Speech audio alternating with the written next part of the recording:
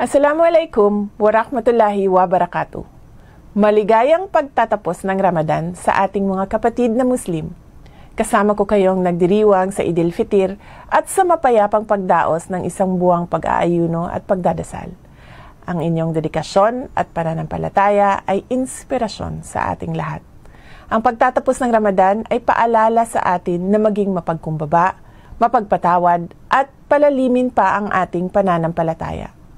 Naway patuloy nating isabuhay ang mga aral ng Quran at ng Propetang Muhammad at itaguyod ang kabutihan sa ating kapwa.